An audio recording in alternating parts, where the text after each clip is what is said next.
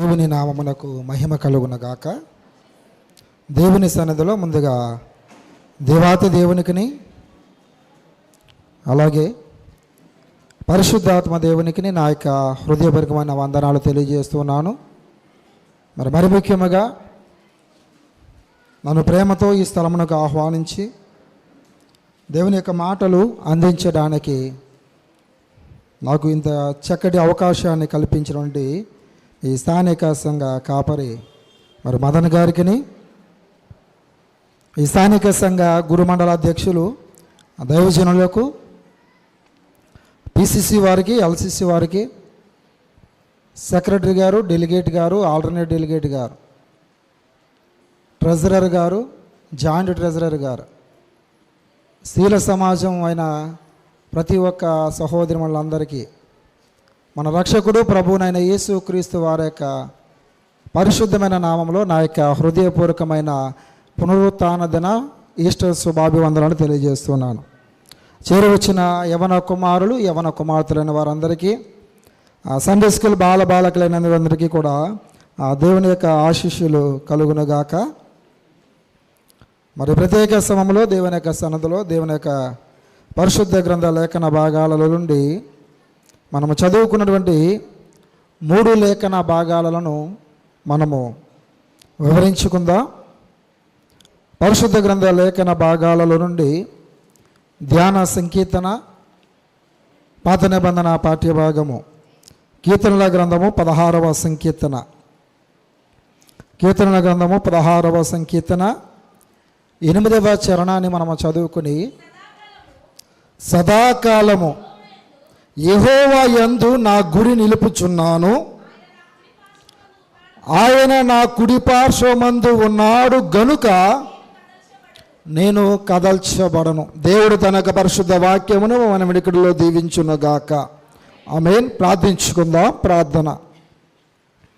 మహాపరిశుద్ధుడును, మహిమోన్నతుడును, నిత్యుడును, పరమందు ఆసనుడవయ్యున్న మా ప్రియ పరలోక పరిశుద్ధ పరమ తండ్రి, మా కన్న తండ్రి, పరిశుద్ధుడా, మీ పరిశుద్ధమైన, ఉన్నతమైన, శ్రేష్టమైన, మహోన్నతమైన, ఘనమైన, బలమైన, దీవించు పరిశుద్ధ నామమునకు అనంతమైన కోట్లాది వేవేల వందనాలు, కృతజ్ఞతాస్తులు చెల్లించుచున్నాను తండ్రి. అత్యున్నత సింహాసనముపై ఆసనమైన దేవా, ఆకాశమందు దూతలతో, మహాదూతలతో, శరాపులతో, భూలోకమందుల భక్తులతో నిత్యము అనునిత్యము నిన్న నేడు నిరంతరము ఏకరీతిగా యెహోవా పరిశుద్ధుడు పరిశుద్ధుడు పరిశుద్ధుడు అనుచు గాన ప్రతిగానములతో కీర్తింపబడుచు కొనియాడబడుచు మహిమ పరచబడుచున్న మా కన్న తండ్రి, మీకే వందనాలు, మీకే స్తుతులు, మీకే స్తోత్రాలయ. ఈ ఉదయకాల సమయంలో తండ్రి, ఈ ఇలపర్రు గ్రామములో దేవా, ఇక లూథరన్ సంఘములో చేరి ఇటు రీతిగా ప్రభువా నీ మాటలు వివరించే భాగ్యమును, ధన్యతను, అర్హతను మీరు నాకు దయచేస్తున్నందుకు వందనాలు ప్రభువా. ఎన్నిక లేని వాడను, దీనుడును, ఘోరపాపిని, ఏ మంచి యోగ్యత, ఏ మంచి అర్హత, ఎటువంటి పరిశుద్ధత, పవిత్రత నాలో లేదు ప్రభువా. అయినప్పటికీ తండ్రి, నీ సన్నిధిలో నీ నామము పేరట నిలువబడి ఉంటుండగా నన్ను మీ సిలువ చోటున మరుగుపరచి, నా మానవ స్వరము మరుగుపరచి, మీ దైవ స్వరముతోనూ నా మానవ జ్ఞానమును మరుగుపరచి, మీ దైవ జ్ఞానముతోనూ నీ మెలనైన స్వరముతోనూ కొద్ది నిమిషాలు మీరు నాలో ఉండి మాట్లాడుచూ ఉంటుండగా వినగలిగే చెవులు, గ్రహించగలిగే మనస్సును నాకును మాకును చేరువచ్చిన మాకందరికీ కూడా దయచేయమని, నీ వాక్య మర్మములు మాత్రమే మీరు నా నోట నుంచి వదజల్లమని,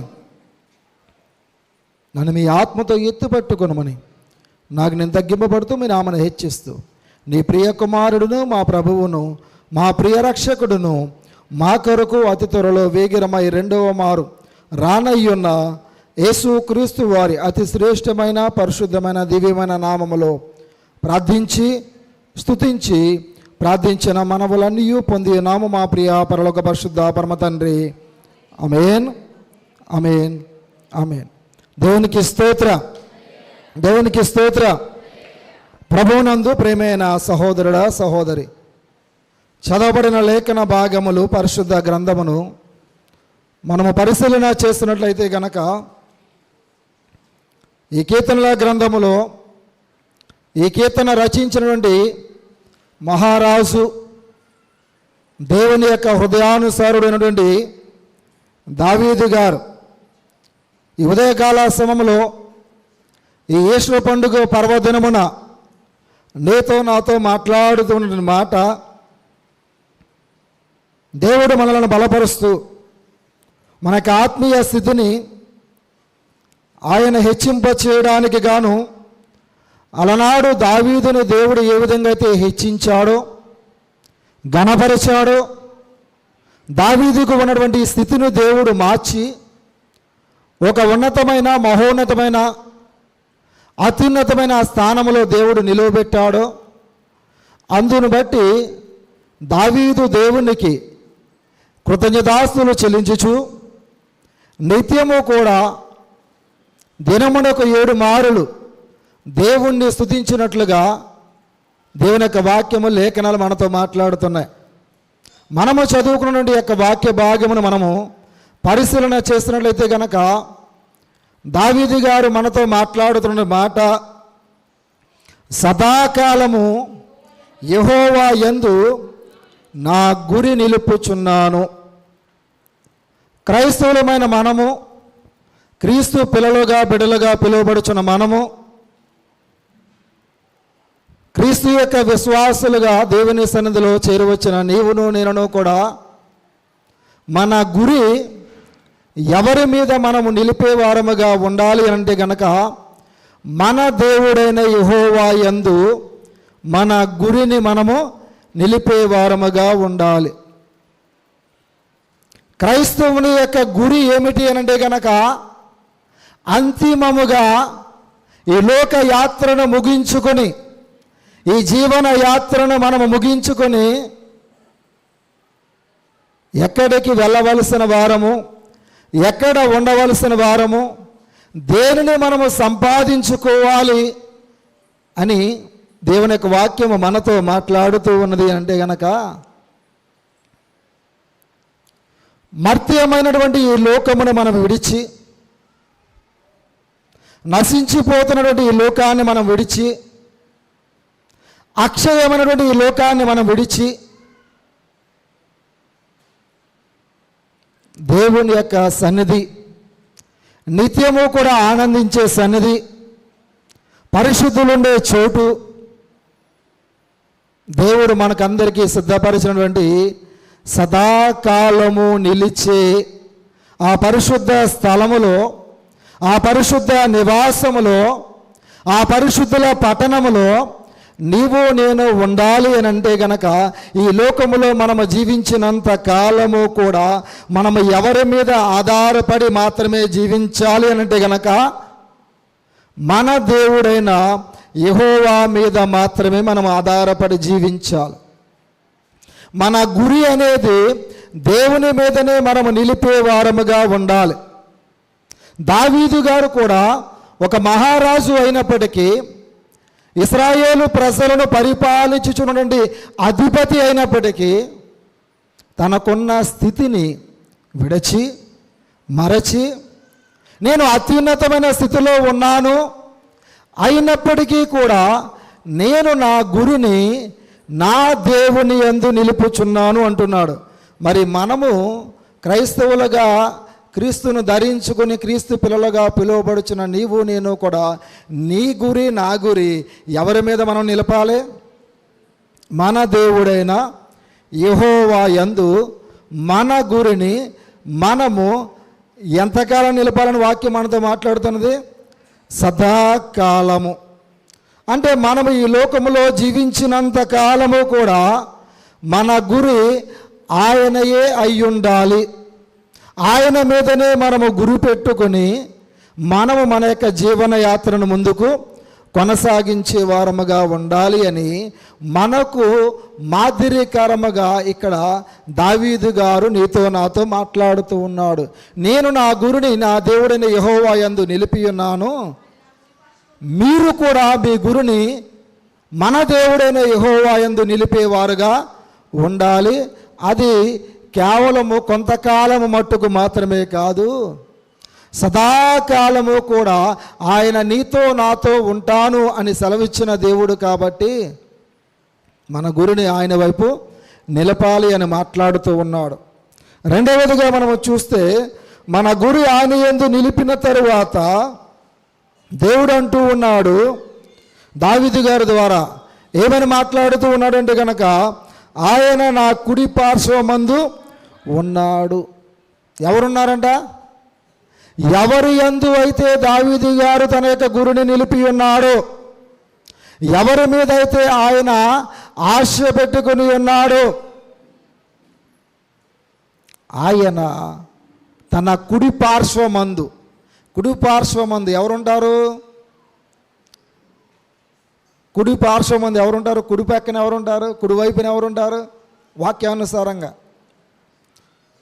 దేవుణ్ణి వెంబడించేవారు, దేవుని మాటలు వినేవారు, దేవుని ఆజ్ఞలను అనుసరించేవారు. ఇంకా బాగా చెప్పాలంటే దేవుని గొర్రెలు ఎక్కడున్నాయి? కుడివైపున ఉన్నాయి. మన కాపరి అయినటువంటి దేవుడు ఆయన ప్రేమించినటువంటి గొర్రెలను పిలుస్తూ ఉన్నాడు. యోహాను సువార్త మీకు అందరూ తెలుసు, నా గొర్రెలు నా స్వరము వినును, నేను వాటికి కాపరినై ఉన్నాను. ఆ గొర్రెలన్నీ కూడా నా కుడివైపున ఉంటాయి, అవి నన్ను వెంబడిస్తాయి, అవి నన్ను ఎరుగుతాయి, నేను వాటికి కాపరిగా ఉన్నాను. కాబట్టి ఇక్కడ కూడా దావీదు గారు అంటున్నాడు, నా కుడి పార్శ్వమంది ఎవరున్నారంటే గనక నేను నమ్ముకున్న నా దేవుడు నాకు తోడుగా ఉన్నాడు, కాబట్టి నేను కదల్చబడను. ఎందుకు దావీదు గారు కదల్చబడలేదు? ఎందుకు దావీదు గారి యొక్క సింహాసనమును దేవుడు సదాకాలము కూడా ఆయన తరువాత ఆయన వంశీయులకు దేవుడు ఇస్తాను అని అన్నాడంటే కనుక, దావీదు గారు దేవుని అనుసరించి జీవించాడు కాబట్టి, దేవుని యొక్క ఆజ్ఞల ప్రకారము ఆయన నడుచుకున్నాడు కాబట్టి, దావీదు గారిని గురించి దేవుడు అంటున్నాడు, దావీదు నా హృదయానుసారుడు. అంటే దావీదు సింహాసనాన్ని తన వంశీయులకు సదాకాలము కూడా నేను ఇస్తాను, నిలుపుతాను అని దేవుడు దావీదు గారితో వాగ్దానము చేశాడు. కాబట్టి వాగ్దానము చేసిన దేవుడు నమ్మదగిన వాడు. కాబట్టి పురాతన కాలము మొదలుకొని శాశ్వత కాలము వరకు కూడా దావీదు సింహాసనాన్ని దేవుడు ఆయనకు నిలుపుదల చేస్తాను అన్నాడు. కాబట్టి ఆ రీతిగా దేవుడు దావీదు గారిని హెచ్చించి ఆయన సన్నిధిని తన యొక్క వంశీయులు, తన యొక్క పుత్రీలు ఉండడానికి దేవుడు కృపను చూపించాడు. కాబట్టి దేవుడు వాగ్దానము చేస్తున్న దేవుడు నమ్మదగిన వాడు. ఆయన కార్యములు నమ్మదగిన కార్యములు. ఆయన మాట ఇస్తే తప్పనిసరిగా నెరవేర్చే దేవుడై ఉన్నాడు. ఆయన నెరవేరుస్తాడు. కాబట్టి కీర్తనల గ్రంథము 27వ సంకీర్తన మనం చూస్తే దావీదు గారు రచించిన కీర్తన 27వ సంకీర్తన 4వ చరణాన్ని మనం చూద్దాం. యెహోవా యొద్ద ఒక్క వరము అడిగితిని, దానిని నేను వెదకుచున్నాను. యెహోవా ప్రసన్నతను చూచుటకును, ఆయన ఆలయములో ధ్యానించుటకును నా జీవిత కాలమంతయు నేను యెహోవా మందిరములో నివసింపగోరుచున్నాను. దేవునికి స్తోత్ర. దావీదు గారు దేవుని యొద్ద అడిగిన వరము, పొందుకున్నటువంటి వరము ఏమిటంటే కనుక ఆయన జీవిత కాలమంతయు కూడా దేవుని సన్నిధిలో నివసించే ధన్యత, దేవుని సన్నిధిని విడిచిపెట్టకూడని భాగ్యమని ఎంచుకున్నాడు. దావీదు గారికి సంతోషం ఎక్కడ కలిగింది అంటే గనక దేవుని సన్నిధిలోనే కలిగింది. మరి నీ సంతోషము నా సంతోషము మనం ఎక్కడ వెతుక్కుంటున్నాం? దావీదు గారు దేవుని ఒక వరం అడిగాడు, ఆ వరాన్ని పొందుకున్నాడు. దానికోసమే ప్రయాసపడ్డాడు. దానికోసమే తన జీవితం అంతా కూడా దేవుని సన్నిధిలో దేవుని సాక్షిగా జీవించాడు. కాబట్టి దానినే వెతికాడు. దానిని వెతికిన తర్వాత దేవుడు దానిని దావీదు గారికి దయచేస్తాడు. ఏం దయచేస్తాడంటే కనుక, యెహోవా ప్రసన్నత ఎక్కడుంటుందంటే కనుక దేవుని మందిరములో ఉంటుంది. దేవుని ప్రసన్నత నిలిచే స్థలము, దేవుని ప్రత్యక్షతను చూచే స్థలము ఈ పరిశుద్ధ మందిరము, పరిశుద్ధ మందిర ఆవరణము. కాబట్టి యెహోవా ప్రసన్నతను చూడడానికి గాను, ఆయన ఆలయములో ధ్యానించడానికి గాను నా జీవిత కాలము సరిపోదు, నా జీవితం సరిపోదు. కాబట్టి నేను యెహోవా మందిరములో మాత్రమే నివసించి ఉంటాను అని చెప్పి దేవుని యొక్క నామమును బట్టి దావీదు గారు తీర్మానం చేసుకున్నాడు.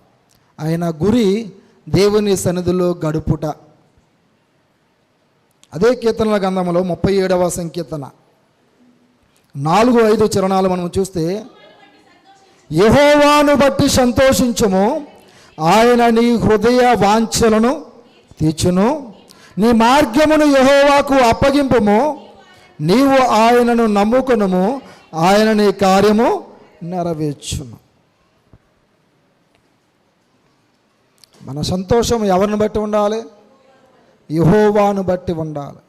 యెహోవాను బట్టి ఉండే సంతోషము శాశ్వత కాలము ఉండే సంతోషము. ఆ శాశ్వతమైన సంతోషము నీ హృదయ వాంఛలను, నీ యొక్క హృదయంలో నువ్వు ఏదైతే కోరుకుంటూ ఉన్నావో, వాంఛ, కోరిక, ఇచ్చ, కోరిక, నువ్వేదైతే కోరుకుంటున్నావో దానిని దేవుడు నీకు దయచేస్తాను అంటున్నాడు. ఆయన అడిగినది ఇచ్చే దేవుడై ఉన్నాడు. కీర్తన 20వ సంకీర్తన 4వ చరణంలో అంటాడు కదా, కీర్తన 24లో 20వ సంకీర్తన 4వ చరణం, నీ కోరికను సిద్ధింపజేసి నీ ఆలోచన యావత్తును సఫలపరచుదును. అంటే ఏదైతే మనము కోరుకుంటున్నామో ఆ కోరిక సిద్ధింపబడాలి అంటే కనుక, నీ ఆలోచన యావత్తు కూడా సఫలపరచబడాలి అనే కంటే కనుక మనం దేవుని సన్నిధిలో నిలిచి ఉండే వారముగా ఉండాలి.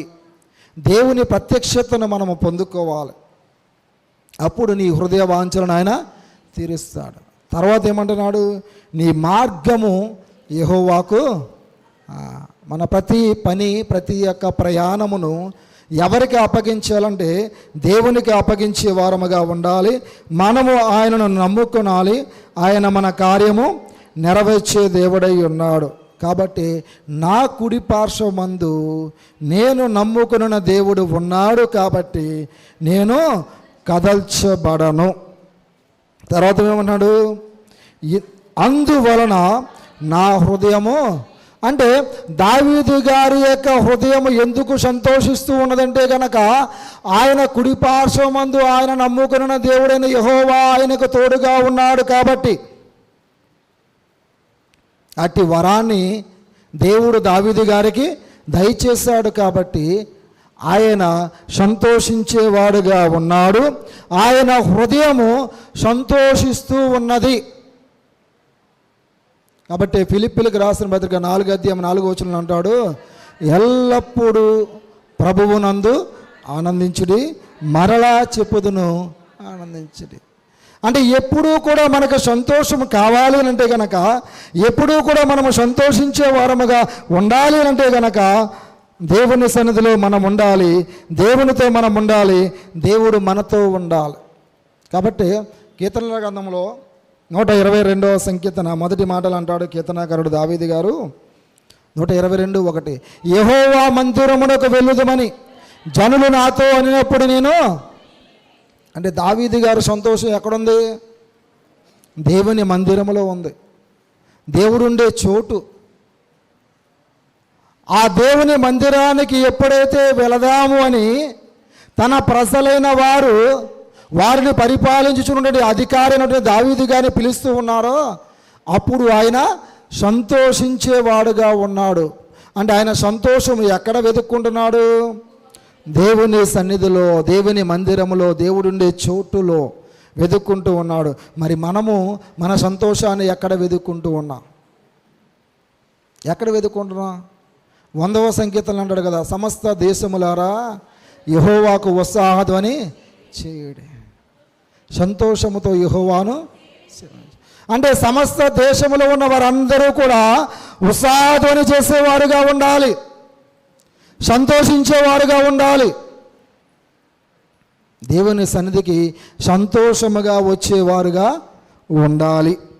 కాబట్టి నా హృదయము సంతోషించుచున్నది, నా ఆత్మ హర్షించుచున్నది. దేనిని బట్టి ఆయన హర్షిస్తూ ఉన్నాడు అంటే కనుక తన దేవుడిని యెహోవాను బట్టి మాత్రమే ఆయన హర్షిస్తూ ఉన్నాడు. అంటే మహిమ ఎక్కడ వెతుక్కుంటున్నాడు? దేవుని మందిరము, దేవుడుండే చోటును బట్టి ఆయన తన యొక్క మహిమను వెతుక్కుంటూ ఉన్నాడు. ఆ మహిమ ఎక్కడుందంటే దేవుని సన్నిధిలో ఉంది. తర్వాత అంటున్నాడు కదా, ఏమని?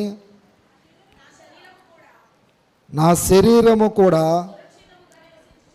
అంటే మన శరీరము సురక్షితముగా ఉండాలి అన్నా, మన శరీరమునకు ఎటువంటి మలినము అనేది అంటుకోకుండా ఉండాలన్నా,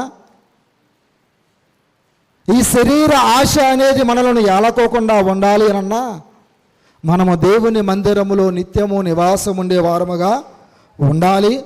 అప్పుడు మనకు దేవుడు ఏం కలిగజేస్తాడంటే సురక్షిత, అంటే ఎప్పుడూ కూడా మనకు రక్షణ అనే కవచము మన చుట్టూ దేవుడు ఉంచేవాడుగా ఉంటాడు.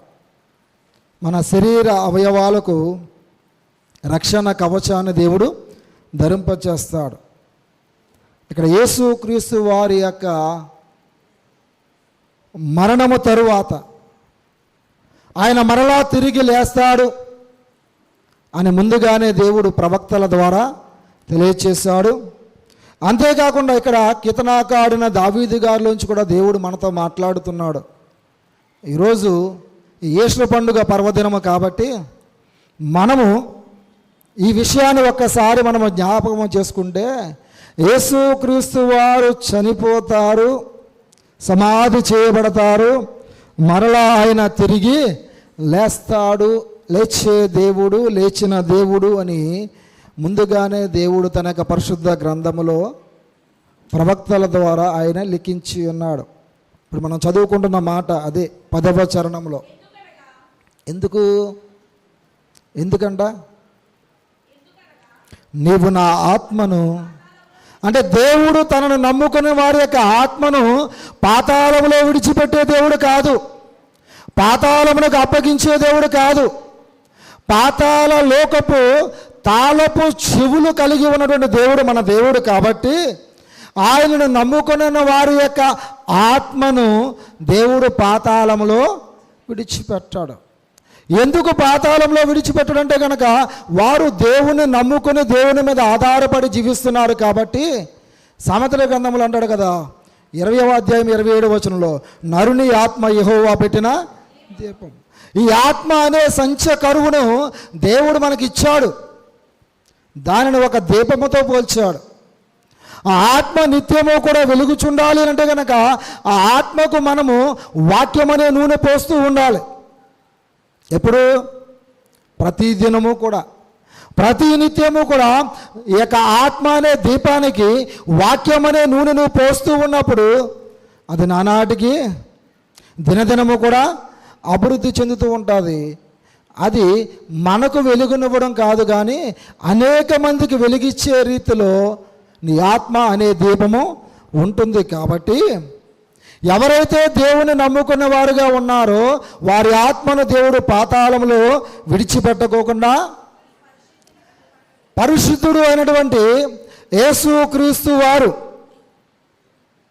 ఆయన శవము లేదా శరీరము అనేది కుళ్ళిపోకుండా, నశించిపోకుండా, క్షయమైపోకుండా దేవుడు అక్షయతను సంతరించుకునే విధంగా దేవుడు కాపాడాడు. అదే మనం నేర్చుకోబోతున్నాం. ఎక్కడ? కొరింథీయులకు రాసిన మొదటి పత్రికలో. క్షయమైన, నశించిపోయేది, నశించిపోతుంది అన్నదాన్ని క్షయము అంటాము. నశించిపోనిది, నశించిపోజాలనిది అనే దానిని అక్షయము అంటాము. కాబట్టి దేవుడు అంటున్నాడు, ఆయన పరిశుద్ధుడుగా ఈ లోకంలోనికి వచ్చాడు కాబట్టి ఆయన తన పరిశుద్ధుడిని కుళ్ళు పట్టనియ్యడు. ఏం చేయడంట? కుళ్ళి పట్టనియ్యడు. దానికి అర్థమే రాశాడు, గోతిని. అంటే మన యొక్క శరీరము ఈ మట్టిలో కలిసిపోయే విధంగా కాకుండా మరలా దేవుడు తిరిగి లేపే దేవుడై ఉన్నాడు అని మాట్లాడుతూ వీటన్నిటిని బట్టి దేవుడు మనకేమి నేర్పిస్తున్నాడంటే కనుక దేవుని జీవ మార్గమును దేవుడు మనకు నేర్పిస్తూ ఉన్నాడు. ఈ జీవ మార్గము మనం నేర్చుకోవాలి. నిత్యము జీవించే ఆ యొక్క పరలోక పట్టణము, పరలోక నివాసములో నీవు నేను కూడా ఉండాలి అంటే కనుక దావీదు ఏ విధంగా అయితే దేవుని ఇష్టానుసారంగా జీవించి దేవుని సన్నిధిలో నిత్యము కూడా నివసించే వరమును పొందుకున్నాడో మనము కూడా అట్టి వరాన్ని పొందుకుంటేనే పరలోక రాజ్యం వెళ్తాం. కాబట్టి జీవ మార్గమును నీవు నాకు తెలియజేసేదవు, నీ సన్నిధిని సంపూర్ణ సంతోషము కలదు. ఎక్కడుందంట సంపూర్ణ సంతోషం? దేవుని సన్నిధిలో, దేవునితో గడిపిన క్షణాలలో ఆయనకి సంపూర్ణమైన సంతోషం కలిగింది. మరి మనము అసంపూర్ణమైన సంతోషం కోసం పరుగులెడుతూ ఉన్నాము, అసంపూర్ణమైన సంతోషమునిచ్చే స్థలాలకు మనం వెళుతూ ఉన్నాము. కానీ పరిపూర్ణమైన సంతోషము మనకి ఎక్కడ దొరుకుతుంది అంటే కనుక దేవుని సన్నిధిలో, దేవుడుండే స్థలములో, దేవుడుండే చోటులో మాత్రమే. కాబట్టి నీ కుడి చేతిలో నిత్యము, దేవుని కుడి చేతిలో ఏమున్నాయంట? నిత్యము సుఖములు ఉన్నాయంట. అంటే మన జీవితం ఇహలోక సంబంధముగా మనము సుఖాన్ని కోరుకుంటే పరలోక సంబంధంగా మనము సుఖించే వారముగా ఉండము. కానీ ఇహలోకములో మనం ఎంతగా అయితే శ్రమ పడతామో, కష్టపడతామో, ఎంతగా అయితే దేవుని కోసం మనం పరుగులెడుతూ ప్రయాసపడుతూ ఉంటామో ఆ పరలోకంలో అంత సంతోషము, అంత నిత్య సుఖము దేవుడు మనకు అనుగ్రహిస్తాడు. అది నిత్యము ఉండే సుఖము. ఇది తాత్కాలికమైన సుఖము, తాత్కాలికమైన లోకము. కాబట్టి అటువంటి పరిశుద్ధతను నేను పొందుకోవాలని, అటువంటి పరిశుద్ధుడుగా నేను జీవించాలని, ఆ పరిశుద్ధులుండే పట్టణములో నేను కూడా నివాసం ఉండాలి అని మరి దావీదు గారు ఏ రీతిగా అయితే ఆశపడ్డాడో, ఏ రీతిగా అయితే తన జీవితాన్ని అంతా కూడా దేవుని సన్నిధిలో గడిపాడో, మరి మనమును కూడా అటు రీతిగా గడిపే వారముగా ఉండాలి అని ఈ పాత నిబంధన గ్రంథములో ఈ కీర్తనాకారుడు ద్వారా, ఈ 16వ సంకీర్తన ద్వారా దావీదు గారి ద్వారా దేవుడు నీతో నాతో మాట్లాడుతూ ఉన్నాడు. కాబట్టి దేవుని నమ్ముకున్న బిడలకు మరణము అనేది లేదు. ఇహలోక సంబంధముగా ఎడబాటు ఉంటుందేమో తప్ప పరలోక సంబంధముగా నీ ఆత్మకు మరణం అనేది లేదు. నీ ఆత్మను దేవుడు నరకములో విడిచిపెట్టడు, దానికి దేవుడు అప్పగించడు. కాబట్టి నీవు దేవుణ్ణి నమ్ముకో, దేవుణ్ణి పట్టుకో, దేవుడు నిన్ను పట్టుకుంటాడు. నీ కుడి పక్కన దేవుడు నీకు తోడుగా ఉంటాడు. మనకందరికీ తెలిసిన వాక్యమే 121వ సంకీర్తనలో, నీ కుడి పక్కన యెహోవానికి నీకు నీడగా ఉండును, పగలు ఎండ దెబ్బైన నీకు తగులదు, రాత్రి వెనుల దెబ్బైన నీకు తగులదు, ఏ అపాయమును రాకుండా ఆయన నిన్ను కాపాడను, నీ ప్రాణమును కాపాడను. ఇది మొదలుకొని నిరంతరము నీ రాకపోకలంది యెహోవా నిన్ను. మరి మన నిరంతరము మన రాకపోకల్లో దేవుడు మనల్ని కాపాడాలన్నా, పగలు ఎండ దెబ్బ తగలకోకుండా, రాత్రి వెన్నెల దెబ్బ తగలకోకుండా, ఏ అపాయము మన దరి చేరకోకుండా మనము ఉండాలి అంటే గనక దేవుని మనము గురిగా చేసుకునే వారముగా ఉండాలి. ఆయనే మన యొక్క గురి అయి ఉండాలి. ఇది పాత నిబంధన పాఠ్య భాగం యొక్క సారాంశం. కృత నిబంధన ప్రత్యేక పాఠ్య భాగంలో మనం చూసినట్టయితే కనుక అపోస్తలుడైన పౌలు కొరింథీయులకు రాసిన మొదటి పత్రిక 15వ అధ్యాయంలో మనం చూస్తే, అమ్మా, క్షయమైన అక్షయతను ధరించుకున్నప్పుడు, ఈ మర్త్యమైనది అమర్త్యతను ధరించుకున్నప్పుడు విజయమందు మరణము మృంగివేయబడును అని వ్రాయబడిన వాక్యము నెరవేరును. నెరవేరిందా లేదా? దేవుడు తిరిగి పునరుత్థానుడై లేచాడు కాబట్టే విజయమందు మరణము మృంగివేయబడును అనే వాక్యము లేఖనాలు నెరవేరిని. లేకపోతే ఈ వాక్యము నెరవేరలేదు, మనము కూడా మన జీవితాలను ఎక్కడతో ముగించుకునే వారముగా ఉంటాం. అయితే ఇక్కడ ఏమంటున్నాడంటే కనుక ఈ క్షయమైనది ఏంటంటే ఇదంతా కూడా క్షయము. ఈ లోకములో మనము చేసే ప్రతి పని, పడే ప్రతి ప్రయాస, ఇవన్నీ కూడా క్షయము. అంటే ఏంటి? నశించిపోతాయి, విడిచిపెట్టేస్తాము, అంతరించిపోతాయి. ఈ క్షయమైన వాటి కోసం నువ్వు ఒకవేళ పరిగెత్తావు అనుకో, నీ జీవితం వ్యర్థమైపోతుంది, నిష్ప్రయోజనమైపోతుంది. కాబట్టి క్షయమైన వాటి కోసం నువ్వు ఆశపడద్దు. అక్షయతను సంతరించుకునే దేవుని మాటలు మనము నేర్చుకోవాలి. వాక్యము అనగా అర్థము లోకానుసారంగా చూస్తే వాక్యము అనగా పదముల అమరిక అని అర్థం. వాక్యం అంటే ఏంటి? పదముల అమరిక. పదములు అనగా అక్షరముల సముదాయం అని అర్థం. అక్షరములు అనగా చెరిపివేయడానికి వీలు లేనివి, చెరపలేనివి, వాటిని మనం ఏంటంటే అక్షరము అంటాం. అంటే మనము చిన్నప్పుడు ఏదైతే నేర్చుకున్నామో అది మనము మరణించినంత వరకు కూడా మనతోనే ఉంటుంది. అంటే వాక్యము అనగా చెరిపివేయడానికి వీలు లేనిది, చెరగనిది. కాబట్టి ఈ వాక్యము మన జీవితాలను సరిచేస్తుంది, సరిచూస్తుంది. కాబట్టి కీర్తనాకారుడు 119వ సంకీర్తన 50లో అంటాడు కదా, నీ వాక్యమే నన్ను బ్రతికించెను, నా బాధలో ఇదే నాకు నెమ్మది కలిగించుచున్నది. అదే 119, 105 అంటాడు కదా, నీ వాక్యము నా పాదములకు దీపమును, నా త్రోవకు వెలుగునై ఉన్నది. అంటే వాక్యమే మనల్ని బ్రతికిస్తుంది, వాక్యమే మన బాధల్లో మనకు నెమ్మదిస్తుంది, వాక్యమే మన పాదాలకు దీపముగా ఉంటుంది, మన త్రోవకు వెలుగై ఉంటుంది. కాబట్టి అటువంటి అక్షయమైనటువంటి దేవుని యొక్క మాటలను మనము ధరించుకోవాలి, అక్షయతను మనం సంతరించుకోవాలి. క్షయమైన వాటి కోసం మనం పరిగెత్తకూడదు, ప్రయాసపడకూడదు. ఇవన్నీ ఒకానొక దినాన నశించిపోతాయి. కానీ అక్షయమైన దేవుని యొక్క మాటలు మాత్రం నిత్యము కూడా నిలుస్తాయి. కాబట్టి అటువంటి అక్షయతను మనము ధరించుకున్నప్పుడు ఈ మర్త్యమైనది అమర్త్యతను ధరించుకొనుచున్నది. మర్త్యమైన ఈ లోకం, విడిచిపెట్టే ఈ లోకం, ఏదో ఒక సమయమున ఏదో ఒక దినమందు మనం ఈ లోకాన్ని విడిచిపెట్టి వెళ్ళవలసిన వారమే. అమర్త్యతను సంతరించుకోవాలంటే కనుక నిత్యము కూడా మనము జీవించేవారి జాబితాలో మనం ఉండాలంటే కనుక అక్షయతను మనము సంతరించుకోవాలి.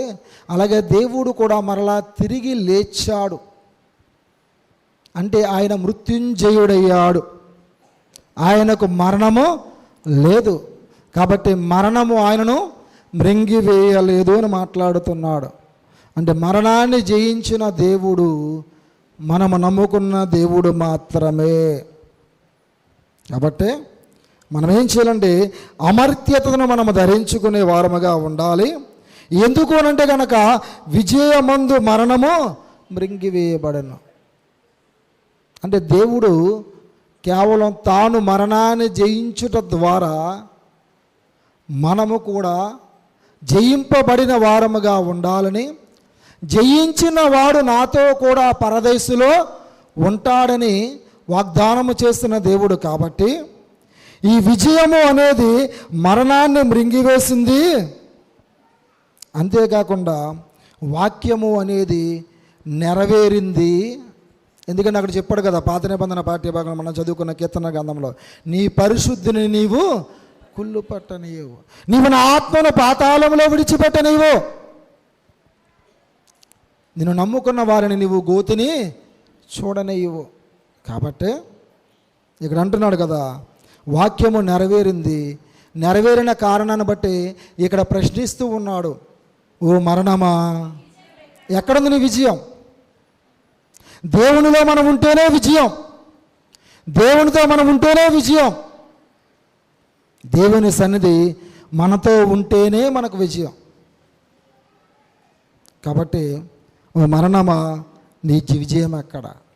ఓ మరణమా నీ ముళ్ళు ఎక్కడ? మరణపు ముళ్ళు పాపము. ఆ పాపమనే ముళ్ళును దేవుడు విరిచివేశాడు. ఆ పాపాన్ని దేవుడు జయించాడు. కాబట్టి మనమును కూడా పాపమును జయించే వారముగా ఉన్నప్పుడు మనము మరణాన్ని జయిస్తాం. దేవుడు ఏ రీతిగా అయితే మృత్యుంజయుడే తిరిగి లేచాడో మనమును కూడా మృత్యుంజయులుగా తిరిగి లేస్తాము. నా యందు విశ్వాసముంచిన వాడు చనిపోయినను బ్రతుకును, బ్రతికి నా యందు విశ్వాసముంచిన వాడు ఎన్నటికీ చనిపోడు. నేను చేసే క్రియలు అతడు కూడా చేస్తాడు అని దేవుడు మాట్లాడుతూ ఉన్నాడు. యోహాను సువార్త 11వ అధ్యాయము 25-26 వచనాలు. అందుకు యేసు, పునరుత్థానమును జీవమును నేనే. నా యందు విశ్వాసముంచువాడు చనిపోయినను బ్రతుకును, బ్రతికి నా యందు విశ్వాసముంచు ప్రతి వాడును ఎన్నటికీ చనిపోడు. ఈ మాట నమ్ముచున్నావా? మరి నమ్ముతున్నామా? నమ్మగలుగుతున్నామా? నమ్ముతున్నామా అని చెప్పుకొని నమ్మకలేకపోతున్నామా? నువ్వు నమ్మితే దేవుని యొక్క మహిమను చూస్తావు. కాబట్టి మార్కు సువార్త 9వ అధ్యాయము 23 వచనంలో అంటున్నాడు కదా, మార్కు 9:23లో, అందుకు యేసు, నమ్ముట నీ వలననైతే నమ్మువానికి సమస్తము. ఎప్పుడు నీకు సాధ్యమవుతుందంటే నువ్వు నమ్మినప్పుడు. విశ్వాసం అంటే అదే, నమ్ముట. విశ్వాసం అంటే ఏంటి? నమ్ముట. మరి తోమా గారు కూడా ఒక తప్పు చేస్తాడు. ఏం చేశాడు? యేసుక్రీస్తు వారు లేచారు అని చెప్పి మగ్దలేనే మరి ఆ సాక్ష్యం ఇస్తూ ఉంటే నేను నమ్మను, చూస్తేనే తప్ప నమ్మను అని అంటే దేవుడు అంటున్నాడు కదా, చూచి నమ్మిన వారికంటే.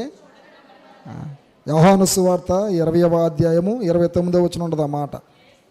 యేసు, నీవు నన్ను చూచి నమ్మితివి, చూడక నమ్మిన వారు ధన్యులని అతనితో చెప్పాను. ఇప్పుడు మన అందరం ధన్యులమా కాదా?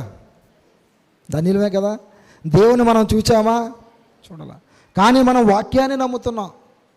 ఎందుకు వాక్యాన్ని నమ్ముతున్నాం అంటే యోహాను 1:1 ప్రకారం వాక్యమే దేవుడు, దేవుడే వాక్యము. కాబట్టి మనం అందరం ధన్యులమే. ఆ ధన్యతను దేవుడు మనకు అనుగ్రహించాడు. కాబట్టి దేవుని కార్యాలు చూచి కూడా చాలామంది నమ్మట్లేదు. దేవుని కార్యాలు పొందుకుని అనుభవించి కూడా కొంతమంది నమ్మట్లా. ఎంతవరకు నమ్ముతున్నారంటే ఆ కార్యము పొందుకుని దాన్ని అనుభవించి తర్వాత మర్చిపోతున్నారు. ఇంకా బాగా చెప్పాలంటే మన అవస్థత తీరిపోయిన తర్వాత మనం ఏం చేస్తామంటే సాకులు చెప్పే వారంగా ఉంటున్నాం. దేవుని సన్నిధికి రమ్మని పిలుస్తుంటే నాకు ఖాళీ లేదు, నాకు టైం లేదు.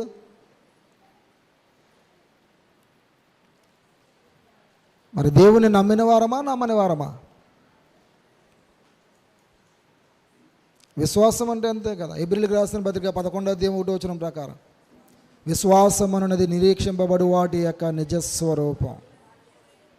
నిజస్వరూపం అంట, నిజమైన రూపం అదే విశ్వాసులకి. మనందరూ నిరీక్షిస్తూ ఉన్నాం. దేనికోసం నిరీక్షిస్తున్నాం అంటే దేవుని యొక్క 2వ రాకడ కొరకు నిరీక్షిస్తూ ఉన్నాం. ఆ 2వ రాకడలో ఎత్తబడే వారంగా ఉండాలని నిరీక్షిస్తూ ఉన్నాం. దేవుడు వచ్చే సమయానికి దేవుని మనము ఎదుర్కోవాల. అది మన యొక్క నిరీక్షణ.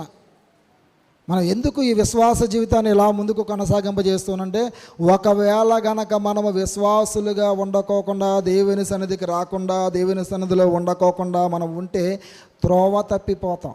దానికి బెస్ట్ ఎగ్జాంపుల్ ఎవరో కాదు, యేసుక్రీస్తు వారి శిష్యులే. దేవుడు తమతో ఉన్నంత కాలం వాళ్ళు చాలా అద్భుతాలు చేశారు, ఆశ్చర్యకార్యాలు చేశారు. దేవుడు సిలువకు అప్పగించబడిన తరువాత, విశ్రాంతి నొందిన తరువాత మరలా ఏమైపోయారు? వారి పాత వృత్తిలోకి వెళ్ళిపోయారు. ఎక్కడికి వెళ్ళిపోయారు? పాత వృత్తిలోకి వెళ్ళిపోయారు, పాత జీవితంలోకి వెళ్ళిపోయారు. మరలా దేవుడు వారిని బలపరచడానికి గాను శిష్యులకు దేవుడు 3 సార్లు కనిపించాడు, తను తాను అగపరుచుకున్నాడు.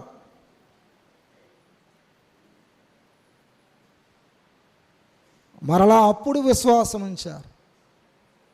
అలాగే కాపరి లేకపోతే మనము కూడా చెదిరిపోతాం.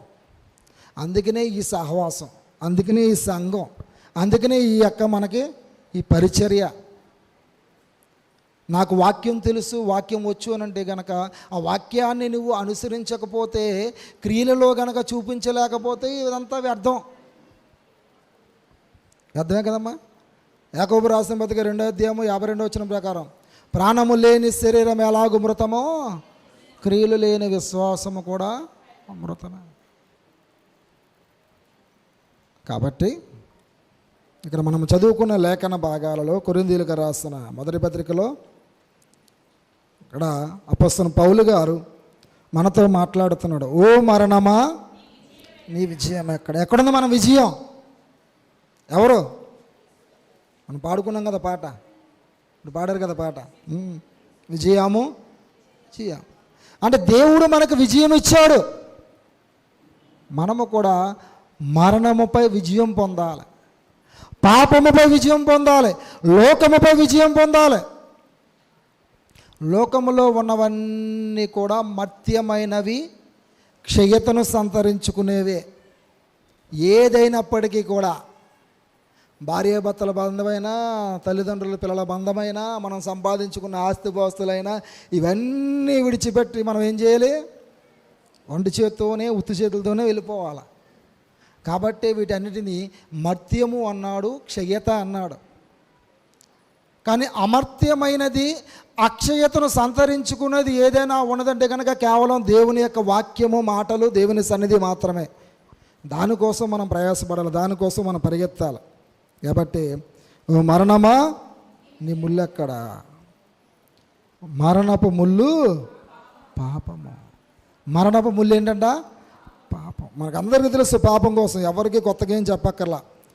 యాకోబు రాసిన పత్రిక 1వ అధ్యాయంలో అంటాడు కదా, యాకోబు రాసిన పత్రిక 1వ అధ్యాయంలో 14వ వచనం, ప్రతివాడును తన స్వకీయమైన దురాశ చేత ఏడవబడి మరులు కొల్పబడిన వాడై శోధింపబడును. దురాశ గర్భము ధరించి పాపము కనగా, పాపము పరిపక్వమై మరణమాయను. దేవునికి స్తోత్ర. అంటే మరణము మనకి ఎలా సంభవిస్తుంది అంటే కనుక, నీ దినములు ముగియక ముందే నీవు నీ ప్రాణమును ఏ విధంగా విడుస్తున్నావు అంటే కనుక ఈ దురాశను బట్టే. ఆశ ఉండొచ్చు, దురాశ ఉండకూడదు, అత్యాశ ఉండకూడదు. మనం ఎందుకు దురాశ పడుతున్నాం అంటే కనుక స్వకీయమైన కోరికలు. సడన్గా మనం ఒక్కసారి పైసాకి వెళ్ళిపోవాలంటే వెళ్ళిపోతామా? అయ్యే చేతనం ఎక్కువ ప్రయత్నాలు, ఒక్కసారే సంపాదించేయాలి. కాబట్టి మనము మన యొక్క స్వకీయమైన దురాశ చేత ఏడవబడుతున్నామంట. ఏం చేస్తున్నాం? ఏడవబడుతున్నాం. ఎంతసేపు ఏమి సంపాదించుకోవాలా, ఏమి కూడబెట్టుకోవాలా, నా పిల్లలకి నేను ఏమి ఇవ్వాలా, ఏమి ఇస్తావు నువ్వు చూస్తావా? పోనీ నువ్వు ఇచ్చింది వాళ్ళు శ్రేష్టమైనదిగా భావించి దాన్ని వినియోగిస్తారా అంటే? నిజంగా ఈ రోజున తల్లిదండ్రులు కష్టపడి సంపాదించిన రూపాయిని సద్వినియోగపరిచేవారి కంటే దుర్వినియోగపరిచేవారే ఎక్కువ ఉన్నారు. ఇంకా బాగా చెప్పాలంటే బాగా ధనవంతులైన పిల్లలు త్వరగా చెడిపోతున్నారు, వ్యసనాలకులోనే అయిపోతున్నారు, దుర్వ్యసనాలకులోనే అయిపోతున్నారు. ఎందుకనంటే కనుక వారికి ఏమి లేదు, దేవుని అందులో భయభక్తులు లేవు వారికి. అది నేర్పించాం మన పిల్లలకే. మన పిల్లలకి దేవుని అందరి భయభక్తులు నేర్పించాం, దేవుని సన్నిధికి రావడం నేర్పించాం, దేవుని పాటలు, మాటలు, వాక్యము, ప్రార్థన నేర్పించాం. ఏమి నేర్పిస్తాం? నువ్వు పెద్ద అయ్యాక మంచి ఉద్యోగం సంపాదించాలి, డాక్టర్ అవ్వాలి, ఇంజనీర్ అవ్వాలి, లేదా ఇంకా ఫారెన్ వెళ్ళిపోవాలి. ఏం చేస్తావు? ఇవన్నీ కూడా ఏం చేసుకుంటాం? ఏం చేసుకుంటాం? చాలామంది దూరదర్శనాలు వెళ్ళి తన ప్రాణాలు పోగొట్టుకుంటున్నారు. తమ యొక్క నీతిని, విశ్వాస్యతను విడిచిపెట్టేస్తున్నారు. ఉన్న దానితో సంతృప్తి చెందు. అసలు మన పిల్లలకు మనం ఏం నేర్పించాలంటే దేవుని మాటలు మాత్రమే నేర్పించాలి. దేవుని సన్నిధికి తీసుకురావడం నేర్పించాలి. దేవుని సన్నిధిలో ఎలా ఉండాలో నేర్పించాలి.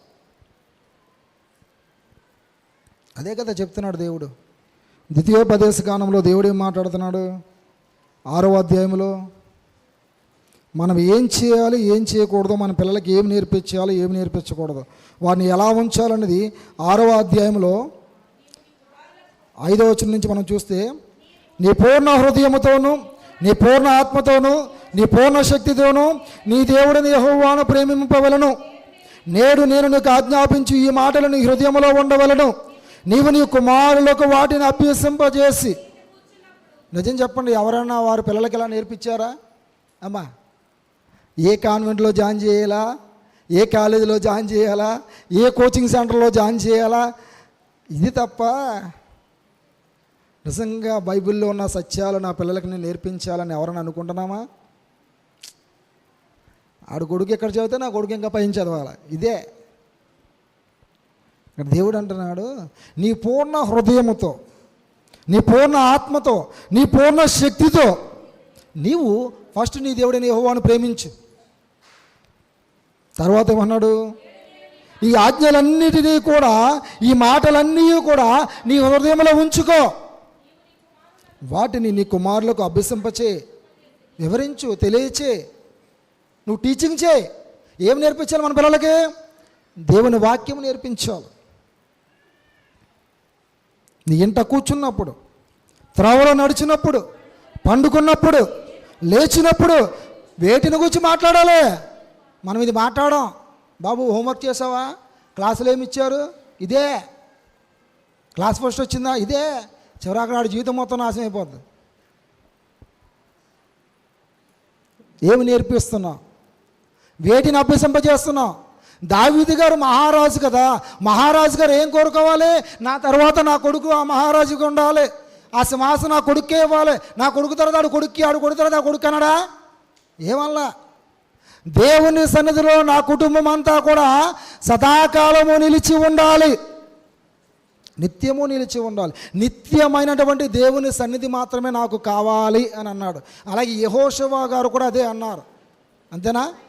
మీరు ఎవరిని సేవింపగోరినప్పటికీ కూడా నేను నా ఇంటి వారు మాత్రం యెహోవానే. మరి మనం అలా అన్నామా ఎప్పుడైనా? ఇంకా బాగా చెప్పనా, మన ఇంట్లో వాళ్ళు పాస్టర్లు అవ్వకూడదు, కానీ పక్కింటి పాస్టర్ అయితే పర్లేదు. అయితే సేవ అనేది ఈ రోజున బాగా డబ్బుతో కూడుకున్న పని అయిపోయింది. కానీ నిజంగా ఎంతమంది దేవుని సేవ కోసం వారి పిల్లలను సమర్పించుకుంటున్నారు? దేవుని మాటలు నేర్పిస్తున్నారు, దేవుని వాక్యాన్ని నేర్పిస్తున్నారు. ప్రతి దినము కూడా మనం నేర్పించాలంట మన పిల్లలకి. ఏమి నేర్పించాలి? దేవుని పాటలు, దేవుని మాటలు, దేవుని ప్రార్థన, దేవుని సన్నిధి.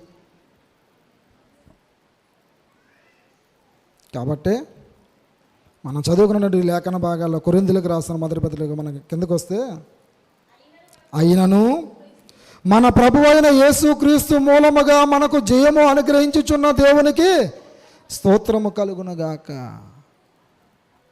మనం ఏ రీతిగా ఉన్నప్పటికీ, ఏ రీతిగా జీవిస్తున్నప్పటికీ కూడా దేవుడు మనకి ఏమిస్తున్నాడంట? జయం ఇస్తున్నాడంట.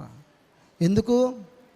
ఈరోజు కాకపోతే రేపు, రేపు కాకపోతే ఎల్లుండి, ఎల్లుండి కాకపోతే అవతల ఎల్లుండి అని చెప్పి దేవుడు 2023 సంవత్సరాల వరకు దేవుడు మనల్ని కాపాడాడు. మనకంటే గొప్పవారు, గనులైన వారు, ధనికులు అందరూ కూడా కాలగర్భంలో, భూగర్భంలో కలిసిపోయినప్పటికీ, కరోనా రూపంలో పెద్ద పెద్దలందరూ మరణించినప్పటికీ దేవుడు నిన్ను నన్ను సజీవుడిగా ఉంచాడు అంటే దేవుని చిత్తం ఏదో నీ ఎడల నా ఎడల ఉంది కాబట్టే ఆ చిత్తాన్ని నెరవేర్చే వారంగా మనం ఉండాలి. దేవుని చిత్తానికి, హస్తానికి మనము అప్పగింపబడే వారముగా మనం ఉండాలి. కాబట్టి మన ప్రభువైన, అంటే మనలను పరిపాలించువాడైనటువంటి యేసుక్రీస్తు మూలముగా మాత్రమే మనకు జయము కలుగుతుంది. కాబట్టి అట్టి జయము అనుగ్రహించుచున్నటువంటి దేవునికి స్తోత్రము చెల్లిస్తున్నామా? ఎంతమంది రోజులో దేవునికి కృతజ్ఞతాస్తులు చెల్లిస్తున్నారా? దేవా ఈ రోజంతా మమ్మల్ని కాపాడావు కదా, ఇంకా బాగా చెప్పనా ఈ 40 దినాలు మమ్మల్ని కాపాడావు కదా, నీ పునరుత్థాన దినములోనికి ఈస్టర్ పండుగ పర్వదినంలోకి మనం ప్రవేశపెట్టావు కదా, అందుని బట్టి నీకు స్తోత్రమని ఎవరన్నా ప్రార్థించగలిగారా ఉదయాన్నే లేచిన వెంటనే?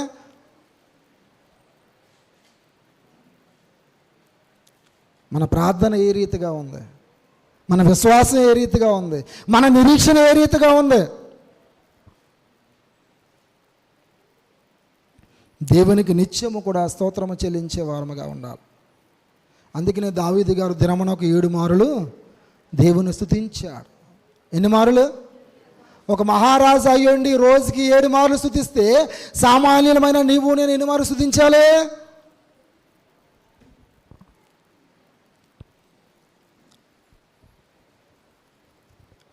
నా ప్రియ సహోదరులారా, మీ ప్రయాస దేనికోసం? మీ ప్రయాస ప్రభువునందు వ్యర్థం కాకూడదు. వ్యర్థమైన భక్తి, వ్యర్థమైన ఆరాధన మనకొద్దు. అర్థం లేని భక్తి మనకొద్దు.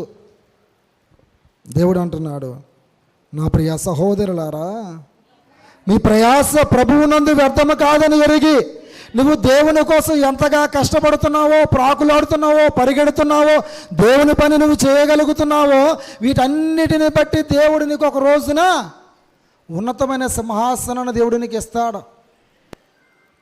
దానికోసం ప్రయాసపడాలి, దానికోసం పరిగెత్తాలి. కానీ మనం దేనికోసం పరిగెడుతున్నాం? మత్తయి సువార్త 11:28 ఉంది చూడు. మత్తయి 11:28 ప్రయాసపడి భారము మోసుకొనుచున్న సమస్త జనులారా, వచ్చామండి, శుభ్రంగా నిద్రపోతున్నామండి మందిరంలోకి వచ్చి. ఈ విశ్రాంతి నీకు తగదు.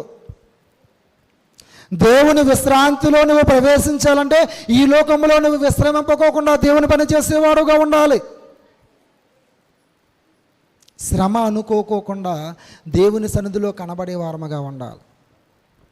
కాబట్టి మీ ప్రయాస ప్రభువునందు వ్యర్థము కాదని ఎరిగి ఎలా ఉండాలంట? క్రైస్తవులు స్థిరముగా ఉండాలంట.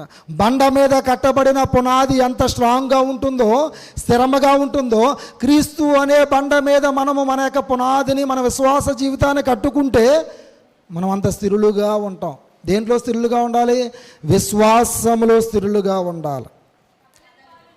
రెండవది, కదలని వారుగా ఉండాలి. దేవుని సన్నిధికి వస్తే మళ్ళీ బయటికి వెళ్ళకూడదు. అయ్యేంత వరకు, ఆశీర్వాదం అయ్యేంత వరకు వెళ్ళకూడదు. దేవుడు నీతో ఏం మాట్లాడతాడా అని నీ హృదయంతో నువ్వు ఎదురు చూడాలి. తర్వాత ఏమంటున్నాడు? ప్రభువు కార్యాభివృద్ధి అందు ఎప్పటికీ. దేవుని కార్యాభివృద్ధి ఏంటి? దేవుని చిత్తాన్ని మనం అనుసరించాలి, దేవుని వాక్యాన్ని మనం అనుసరించాలి, దేవుడు చెప్పింది మనము చేయాలి. దీనికోసం మనము దేవుని సన్నిధికి రావాలి. వాక్యం ఏది చెబితే మనం అదే చేయాలి. వాక్యానుసారంగా మాత్రమే మనం జీవించాలి.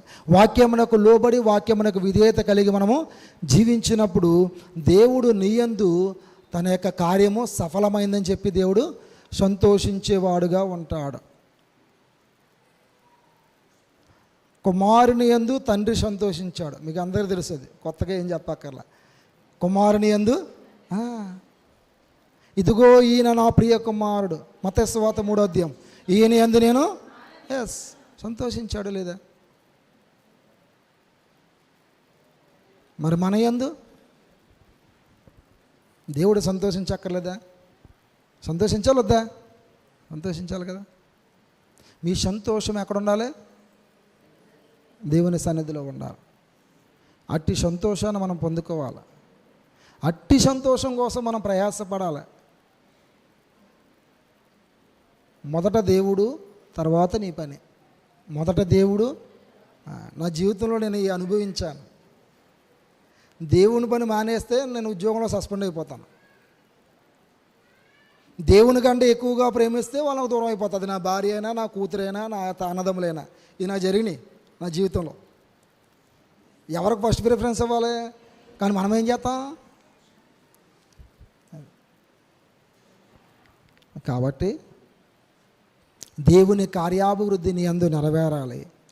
దేవుడి చిత్తాన్ని నువ్వు నెరవేర్చాలి. దేవుని చిత్తాన్ని నెరవేర్చడానికి మాత్రమే మనం ఈ లోకంలో జీవించాలి. ఇది సువార్త పాఠ్యభాగం యొక్క అర్థం. చివరగా పత్రిక పాఠ్యభాగం యొక్క అర్థము. చివరగా సువార్త పాఠ్యభాగము యోహాను సువార్త 20వ అధ్యాయము 11వ వచనం నుంచి. అయితే మరియ సమాధి బయట నిలిచి ఏడ్చుచుండెను. ఎవరు ఏడుస్తున్నారు ఇక్కడ? మరియ ఏడుస్తుంది. మరియ ఎవరంటే మగ్దలేని మరియ అని చివరిలో రాశాడు. మన వాక్యానికి ఎండింగ్లో మగ్దలేని మరియ అని చెప్పి రాశాడు. ఇక్కడ 3 మరియలు కనబడుతున్నారు మనకి. యేసు తల్లి ఉంది, మగ్దలేని మరియ ఉంది, ఆమె సహోదరి సలోమి ఉంది. ఈ 3 స్త్రీలు దేనికోసం వారు పరిగెడతారు?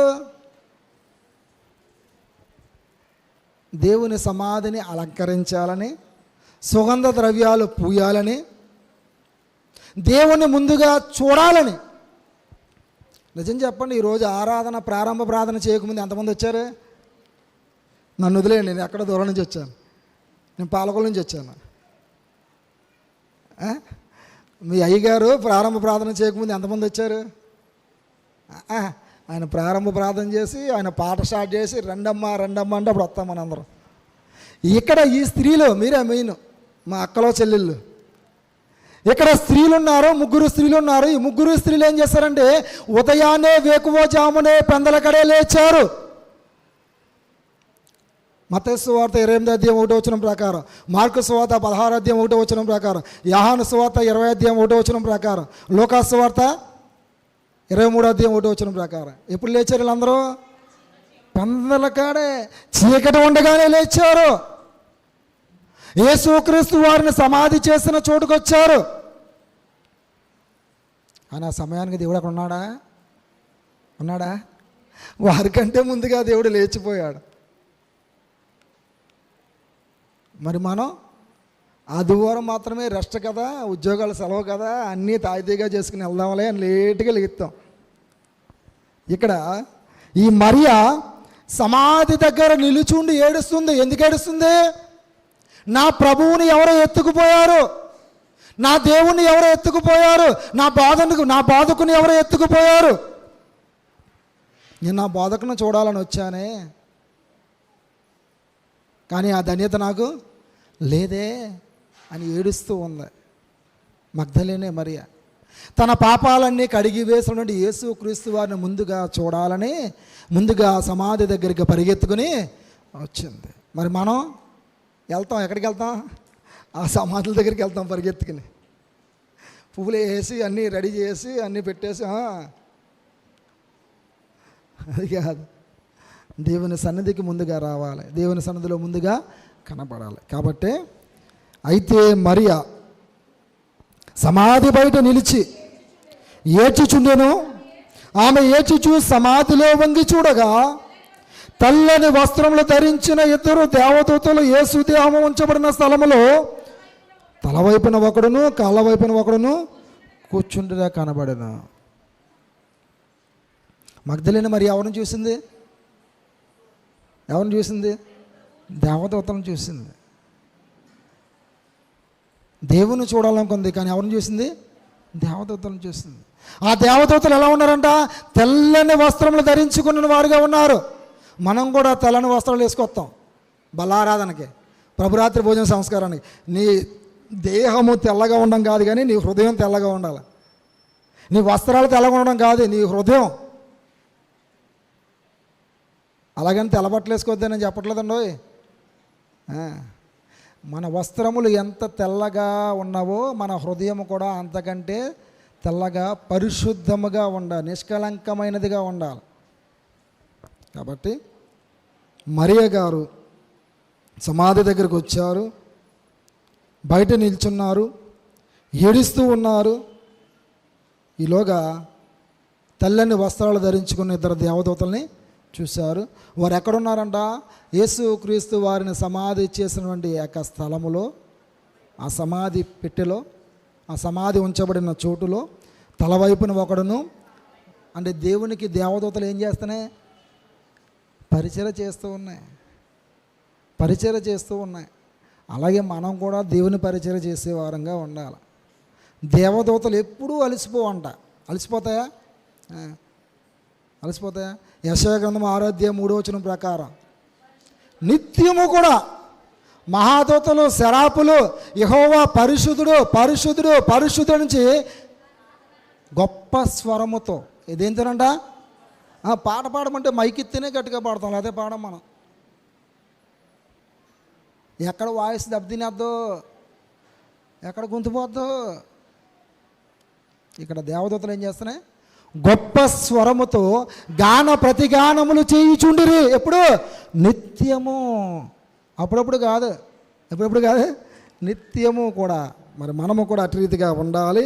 ఇక్కడ దేవదూతలు ఎవరితో మాట్లాడుతున్నాయి? మగ్దలేనే మరియతో మాట్లాడుతున్నాయి. ఏమని మాట్లాడుతున్నాయి? వారు, అమ్మా ఎందుకు ఏడ్చుచున్నావని ఆమెను అడుగగా, ఆమె, నా ప్రభువును ఎవరో ఎత్తుకొని పోయిరి, ఆయనను ఎక్కడ ఉంచిరో నాకు తెలియలేదని చెప్పాను. మరియ గారు ఏమనుకుంటుందంటే కనుక, దేవుని ఎవరో ఎత్తుకుపోయారు కాబట్టి ఆయన ఎక్కడుంచారో నాకు తెలియలేదు, ఆ సమాచారం మీరు చెబుతారా అని చెప్పి దూతలని అడుగుతున్నాయి. మరి నీవు నేను కూడా క్రీస్తు లేచాడు అనే సమాచారాన్ని ఎవరికి చెప్పాలి? సర్వలోకానికి చాటి చెప్పాలి. ఏం చేయాలి? సర్వలోకానికి చాటి చెప్పాలి. ఆయన మృత్యుంజయుడు, ఆయన తిరిగి లేచాడు. ఇంకా మనం బాగా అర్థం కావాలంటే రోమీయులకు రాసిన పత్రికలో ఒక మాట ఉంటుంది. రోమీయులకు రాసిన పత్రిక టైంకి ముగించేస్తాను, ఇంకా 5 నిమిషాలు ఉంది, కంగారు పడద్దు. రోమీయులకు రాసిన పత్రిక 10వ అధ్యాయము 9వ వచనం, 10:9. అదేమనగా, యేసు ప్రభువని నీ నోటితో ఒప్పుకొని దేవుడు మృతులలో నుండి ఆయనను లేపనని నీ హృదయమందు విశ్వసించిన యెడల నువ్వు రక్షింపబడదు. నువ్వు ఎలా రక్షింపబడతావు? నీకు రక్షణ ఎలా కలుగుతుందంటే కనుక యేసే ప్రభువు అని నీ నోటితో నువ్వు ఒప్పుకోవాలి. రెండవదిగా దేవుడు మృతులలో నుండి ఆయనను లేపాడు అని నీ హృదయంలో నువ్వు విశ్వసించాలి. అప్పుడు మాత్రమే నువ్వు రక్షింపబడతావు, అప్పుడు మాత్రమే నువ్వు శిక్ష నుంచి తప్పించబడతావు.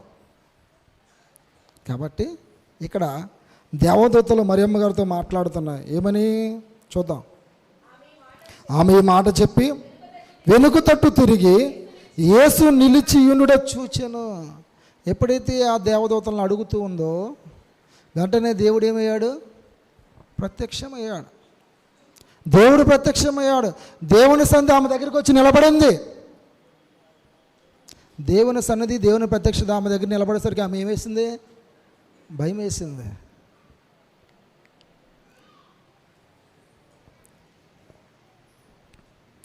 ఆమె దేవుని గుర్తుపట్టలేదంట. ఏం చేయలేదంట? గుర్తుపట్టలేదంట.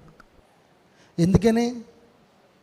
ఎందుకు యేసుక్రీస్తు వారిని మగ్దలేనే మరియ గుర్తుపట్టలేకపోయింది చెప్పాలా? అమ్మా చెప్పండి, పర్లే, ఏమో చెప్పండి. మహిమ శరీరము దాల్చుకున్నాడు కాబట్టి, మర్త్యమైన శరీరాన్ని విడిచిపెట్టేశాడు, క్షయమైన శరీరాన్ని విడిచిపెట్టేశాడు, అది భూమిలో పాతి పెట్టేశాడు. కాబట్టి అక్షయతను అమర్త్యతను ధరించుకున్న దేవుడుగా అక్కడ నిలిచి ఉన్నాడు. కాబట్టి దేవుని యొక్క రూపాన్ని ఆమె గుర్తుపట్టలేకపోయింది. కాబట్టి తర్వాత ఏమంటున్నాడు? యేసు, అమ్మా ఎందుకు ఏడ్చుచున్నావు, ఎవరిని వెతుకుచున్నావు అని ఆమెను అడుగగా, ఆమె ఆయన తోటమాలి అనుకొని, అయ్యా నీవు ఆయనను మోసుకొని పోయిన యెడల ఆయనను ఎక్కడ ఉంచుతువో నాతో చెప్పుము, నేను ఆయనను ఎత్తుకొని పోదునని చెప్పాను. దేనికి స్తోత్ర. రక్షకుడైన యేసుక్రీస్తు వారిని ఎత్తుకుపోవడానికి వచ్చిందంట ఆవిడ. ఎత్తుకుపోవడం అంటే ఆ విధంగా కాదండి, అర్థమై తన హృదయంలోనికి ఆహ్వానించి దేవుణ్ణి తనతో పాటు తీసుకుని వెళ్ళాలని ఆమె వచ్చింది. అంటే సిద్ధపాటు హృదయం కలిగి వచ్చింది. ఎలా వచ్చింది? సిద్ధపాటు హృదయం కలిగి వచ్చింది. దేవుణ్ణి తన యొక్క నిజ రక్షకునిగా అంగీకరించడానికి ఎంతమంది సిద్ధపాటు హృదయంతో వచ్చారు అక్కడికి? కాబట్టి మనం అందరం ఎలా రావాలి? సిద్ధపాటు హృదయం. ఈరోజు నువ్వు ప్రార్థనకు వచ్చావంటే దేవుని దగ్గర ఏదో ఒక కార్యం పొందుకుని వెళ్ళాలంతే. దేవుడు నీతో ఏదో ఒక మాట ద్వారా నేను హత్తుకోవాలంతే, అలా రావాలి. మరి ఏమంటుంది యేసుక్రీస్తు వారిని ఏమనుకుందంట? తోటమాలి అనుకుందంట. అంటే ఆ తోటను కాపలా కాస్తున్న వ్యక్తి అనుకుంది. ఆమె అంటుంది, అయ్యా నా ప్రభువుడు ఎక్కడున్నాడో చెప్పు, నేను ఆయన్ని ఎత్తుకుని పోతాను. మనం అందరం కూడా నేర్చుకుంటున్నామే ఏమని? నన్ను వెంబడింపగోరినాడు తన్ను తాను తగ్గించుకుని ఉపేక్షించుకుని తన సిలువనెత్తుకుని. ఎలా సిలువ కూడా మోసేస్తున్నారు ఈ మధ్యలో బాగా, కానీ దేవుని మాత్రం చేర్చుకోవట్లా. దేవుడు చెప్పింది మాత్రం చేయట్లే. సిలువ మోసినంత మాత్రాన నువ్వు దేవుడితో సమానం అయిపోవో, దేవుని రాజ్యానికి వెళ్ళిపో. దేవుని నీ హృదయంలోకి అంగీకరించాలి, ఆహ్వానించాలి, నీ హృదయంలో చేర్చుకోవాలి. అప్పుడు మాత్రమే నీవు రక్షింపబడతావు. ఆ పరిశుద్ధులు ఉండే పట్టణంలో నీకు చోటు ఉండదు. ఇది ప్రకటన గ్రంథము 2వ అధ్యాయం ప్రకారం, ఇదిగో నేను తలుపు నద్ద నిలుచుండి తట్టుచున్నాను, ఎవడైనను నా స్వరము విని తలుపు తీసినట్లు నేను అతనితోనూ అతడు నాతోనూ కలిసి ఏ భోజనం? పరలోకమనే విందు, పరిశుద్ధులుండే పట్టణంలో విందు. అది కావాలి మనకి, ఇది కాదు. కాబట్టి ఆమె తోటమాల అనుకుంటుంది. ఎందుకు ఏడుస్తున్నామని దేవుడు అడిగాడు, ఎవరిని వెతుకుతున్నామని దేవుడు అడిగాడు. ఆమె తోటమాల అనుకుని, అయ్యా నువ్వు ఆయన మోసుకుని పోతే కనుక ఆయన ఎక్కడ ఉన్నాడో చెప్పు, నేను ఆయన ఎత్తుకుని పోతానని చెప్పింది. యేసు ఆమెను చూచి మరియా అని పిలిచాను. ఎప్పుడైతే తన పేరు పెట్టి దేవుడు పిలిచాడో అప్పుడు ఆమె యొక్క మనోనేత్రాలు తెరవబడ్డాయి. ఆమె దేవుణ్ణి అప్పుడు దృష్టించింది, అప్పుడు చూడగలిగింది. ఏమంటుంది? ఆమె ఆయన వైపు తిరిగి ఆయనను హెబ్రీ భాషలో రబ్బూని, బోధకుడా. యేసుక్రీస్తు వారిని అప్పగించిన ఇస్కరియోతు యోధ కూడా ఏం చేశాడు? బోధకుడా నీకు శుభమని చెప్పి ముద్దు పెట్టుకుని ఆయన్ని అప్పగించేశాడు.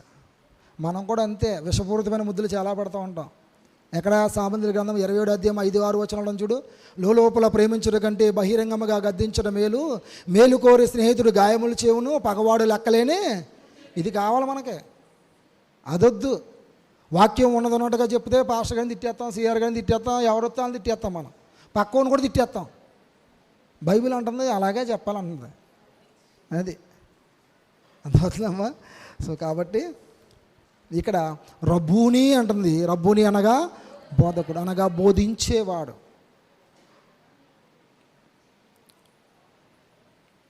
తర్వాత ఏమనుంది? యేసు ఆమెతో, నేను ఇంకనూ తండ్రి యొద్దకు ఎక్కిపోలేదు కనుక నన్ను ముట్టుకొనవద్దు.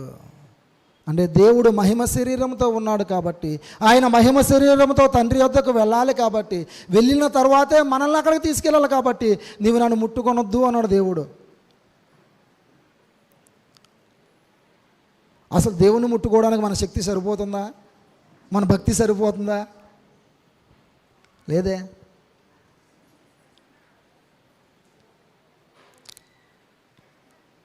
నన్ను ముట్టుకోవద్దు నువ్వు.